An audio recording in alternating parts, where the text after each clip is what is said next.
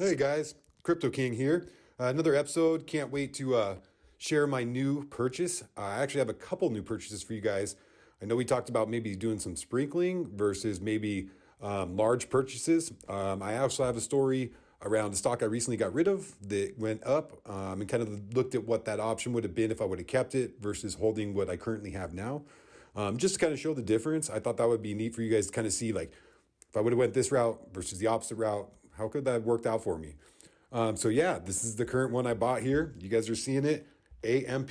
Obviously, there was a lot of videos I've been seeing out there in these last day and a half. I truly was not thinking about purchasing this one at all. Between the videos I saw and the price point, I decided I've been looking at different wallets. So I decided I have my Coinbase. I have my Coinbase Pro. I've already been using those, engaging with them. So I thought I'd try another wallet just to kind of give it a try to see if I can get some of these smaller options. So I opened a Gemini wallet, which has been great.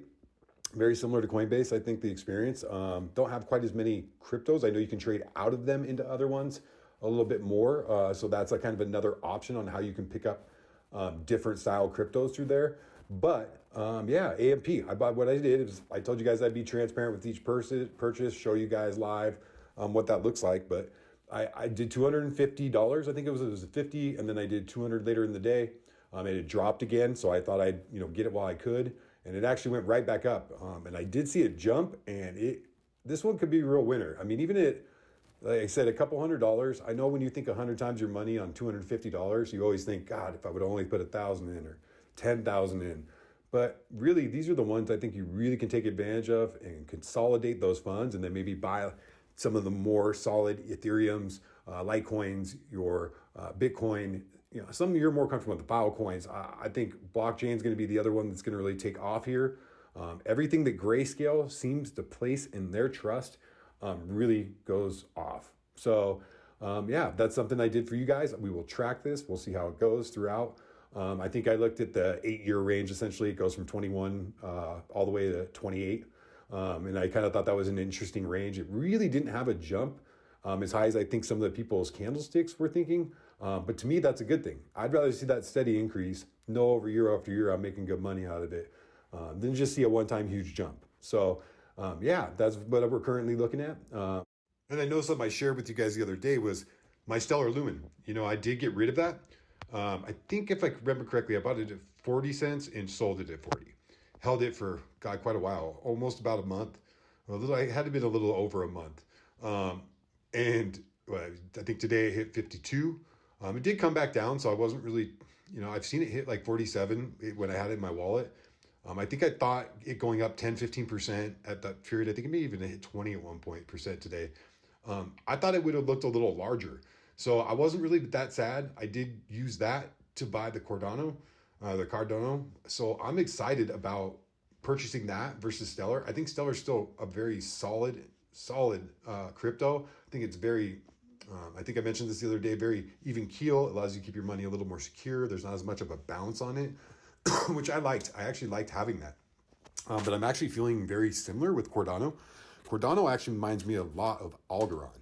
I didn't obviously know much when I first opened my first wallet and chose to stake the Algorand wallet and kind of just fell in love with it because it's always done really well for me.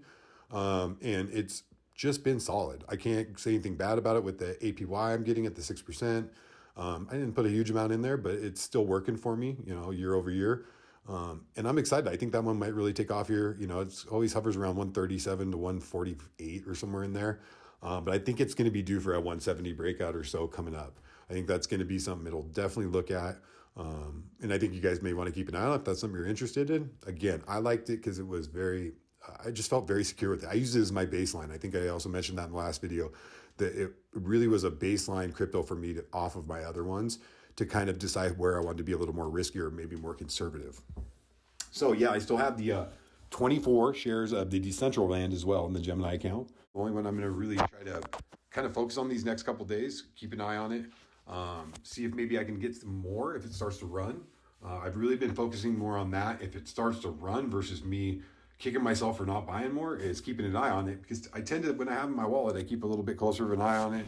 I think it gives me a little more strategy around when I want to sell, because I can play it off my other maybe increases So yeah, this is something I'm real excited for, and I'll keep you guys updated. I think it's going really, really well. I'm actually up about, I guess I'd be up a little over 12% since I've recently started. So I know bull market's coming. I just think it's a great time to get into some of these additional ones and make sure you got some, a little bit of diversity there.